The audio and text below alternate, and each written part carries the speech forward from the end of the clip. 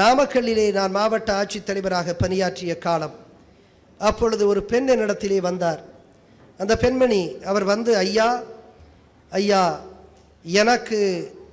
எனக்கு உதவி செய்யுங்கள் ஐயா, நான் பசியோடு பட்டினியோடு இருக்கிறேன் என்று சொன்னார். நான் உடனடியாக அன்றைக்கு 500 ரூபாய், இன்றைக்கு 1000 ரூபாய் முதியோர் உதவித்தொகை வழங்குகிறோம், அன்றைக்கு 500 ரூபாய் கொடுங்கள், ஏற்பாடு செய்யுங்கள் என்று மாவட்ட ஆட்சித்தலைவராகிய நான் அந்த வட்டாட்சியருக்கு அறிவுறுத்தினேன். உடனே ஐயா வேண்டாம், 500 ரூபாய் எனக்கு வேண்டாம், என்னுடைய தகுதியை கருதி நீங்கள் உதவி செய்யுங்கள் என்றார்.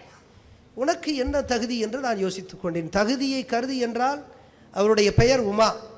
எனவே அவர் சொன்னார், அந்த காவிரி கரையோரம் இருக்கக்கூடிய அந்த மோகனூர் ஊராட்சி ஒன்றியம் என்று இருக்கிறது, அதை ஒட்டி இருக்கக்கூடிய அந்த காவிரி கரையோர கிராமம் அவருடைய கிராமம்.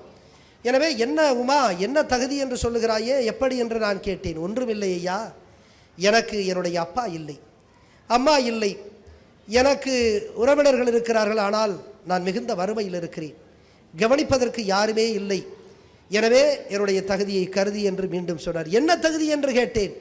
ஒன்றுமில்லை ஐயா, என்னுடைய அப்பா ஒரு சுதந்திர போராட்ட தியாகி, தர்மலிங்கம் பிள்ளை அவருடைய பெயர். எனவே நாங்கள் அப்பொழுதெல்லாம் 5 ஏக்கர் 6 ஏக்கர் நிலம் வைத்திருந்தோம். ஆனால் என்னுடைய தந்தையார் சுதந்திர போராட்டத்திலே கலந்து கொண்டு ஒவ்வொன்றாக இழந்து இன்றைக்கு எமக்கு எதுவுமே இல்லை, வறுமையிலே வாடுகிறேன். எனவே சுதந்திர போராட்ட தியாகியினுடைய மகளாகிய எனக்கு உதவி செய்யுங்கள் என்று சொன்னார். உங்களுடைய அம்மா இருக்கிறாரா? இல்லை. எனவே நான் இந்த உமாவினுடைய மனுவை பெற்றுக்கொண்டு உடனடியாக வட்டாட்சியருக்கு நான் அறிவுறுத்தினேன். உமா ஒரு சுதந்திர போராட்ட தியாகியினுடைய மகள், அவர் வறுமையோடு இருப்பது, பசி பட்டினியோடு இருப்பது ஒரு தேசத்திற்கே அவமானம். எனவே உடனடியாக அவருக்கு ஓய்வூதியத்திற்கு பரிந்துரை செய்யுங்கள் என்று சொன்னேன். வட்டாட்சியர் கொஞ்ச நேரத்தில் வருகிறேன் என்று சொல்லி வந்தவர், ஐயா இந்த உமாவுக்கு நாம் ஓய்வூதியம் கொடுக்க முடியாது என்று சொன்னார். எதற்கு என்று சொன்ன, எப்பொழுதுமே நீங்கள் நெகட்டிவாகத்தானே பதில் சொல்வீர்கள், எதற்காக சொல்லுகிறீர்கள் என்று கோபத்தோடு கேட்டேன். இல்லை ஐயா, ஒரு தியாகி இருக்கிறார் என்றால் தியாகிக்கு ஓய்வூதியம் கொடுக்கலாம், அதற்கு பிறகு அவருடைய மனைவிக்கு கொடுக்கலாம், அதற்கு பிறகு அவருடைய பிள்ளைகள் மகள் இருந்தால் 25 வயது திருமணமாகாமல் இருக்கக்கூடியவர் 25 வயது வரைக்கும் கொடுக்கலாம்.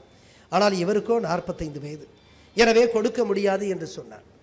அப்படியா? எனக்கு கோபமாக வந்தது. ஒரு தியாகிக்கு ஓய்வூதியம் கொடுப்பதற்கு சட்டத்தை சுட்டி காட்டுகிறீர்களே, உங்களுக்கு ஈர மனது இல்லையா? எதற்கெல்லாம் சட்டத்தை சுட்டி காட்டுவீர்கள்? எனவே கோபத்தோடு சொன்னேன், இதற்கெல்லாம் தியாகிக்கு உதவுவதற்கு சட்டத்தையும் விதிகளையும் சொல்லுகிறீர்களே, நான் கேட்கிறேன், லஞ்சம் வாங்குவதற்கு சட்டம் எந்த சட்டம் ஐயா அனுமதிக்கிறது என்று கேட்டேன். ஊரெல்லாம் லஞ்சம் வாங்குகிறார்கள், எந்த சட்டம் அனுமதிக்கிறது உங்களுக்கு என்று கேட்டேன். அவர் தலையை சொரிந்தார். சட்டத்தை நாம் தான் உருவாக்குகிறோம். ஒரு தியாகிக்கு, ஒரு தியாகியினுடைய மகளுக்கு, வறுமையோடு போராடி கொண்டிருக்கக்கூடிய ஒரு தியாகியினுடைய மகளுக்கு சட்டம் உதவுவல் என்று சொன்னால் சட்டத்தை நாம் மாற்றுவோம், உடனடியாக தலைமைச் செயலகத்துக்கு பரிந்துரையை அனுப்புங்கள் என்று சொன்னேன். பரிந்துரை அனுப்பப்பட்டது. அங்கிருந்து கேள்விகளை கேட்க தொடங்கினார்கள். இவருக்கு கிடையாது என்று சொன்னார்கள். நான் தொடர்ந்து 4 முறை 5 முறை எழுதி இந்த தியாகியினுடைய மகளுக்கு கண்டிப்பாக நான் வாங்கி கொடுப்பேன் என்று எழுதி இறுதியாக விதிவிலக்காக ஒரு உத்தரவை பெற்றேன். 5000 ரூபாய் அன்றைக்கு கொடுப்பென்ற அளவிற்கு ஒரு உத்தரவை பெற்றேன். இன்றைக்கு உமா 10,000 ரூபாய்க்கு மேலாக அவர் பெற்றுக்கொண்டிருக்கிறார். எனக்கு மிகுந்த மகிழ்ச்சி. ஒரு ஏழை தியாகியினுடைய பிள்ளைக்கு நான் கலெக்டராக செய்த மிகச்சிறந்த பணியாக இதை கருதுகிறேன். எனவே அன்பிற்குரியவர்களே, அன்றைக்கு அந்த உமா எப்போ பார்த்தாலும் ஒரு 11 மணிக்கு எனக்கு அடிப்பார். அண்ணே உங்களை பார்க்கணும் போல இருக்குண்ணே அப்படிம்பார். அப்படியே அண்ணே உங்களை பார்க்கணும் போல, வருகின்ற பொழுது ஐயா எனக்கு உதவுங்கள் என்று சொன்னார். நான் ஓய்வூதியத்திற்கு உத்தரவு போட்டதற்கு பிறகு ஐயாவாகிய கலெக்டர் அண்ணனாக மாறிவிட்டேன். எனவே அன்பிற்குரியவர்களே, கலெக்டர் எல்லாம் நமக்கு கிடைத்திருக்கக்கூடிய அந்த அதிகாரம், அது நம்முடைய ஏழை மக்களிடத்திலிருந்து கிடைக்கக்கூடிய அதிகாரம். எனவே எமக்கு கிடைத்திருக்கக்கூடிய அந்த அதிகாரத்தை யாரிடத்திலிருந்து பெற்றோமோ அவர்களுடைய மேன்மைக்கும் மேம்பாட்டுக்குமே பயன்படுத்துவது என்பதுதான் என்னுடைய லட்சியம். எனவே கலெக்டராகிய நாம் நம்மை ஐயாவென்று அவர்கள் கூப்பிடுகிற பொழுது நாம் அன்பு செலுத்தி விட்டால் நாமும் அண்ணனாக உறவாக மாறிவிடுவோம் என்பதுதான் உண்மை. எனவே இந்த அதிகார தோரணை எல்லாம் விட்டுவிட்டு எம்முடைய மண்ணை, எம்முடைய மக்களை, எம்முடைய மண்ணினுடைய மரபை நேசிக்கக்கூடியவர்களாக அதிகாரிகள் மாற வேண்டும் என்பதற்காக சொல்லுகிறேன். அண்ணே இப்போ விட்டால் கூட நான் ஒரு மணி நேரத்தில் அவர் பேசுவார். அண்ணே உங்களை பார்க்கணும்னு ஆசையாக இருக்குன்னு சொல்லுவார்.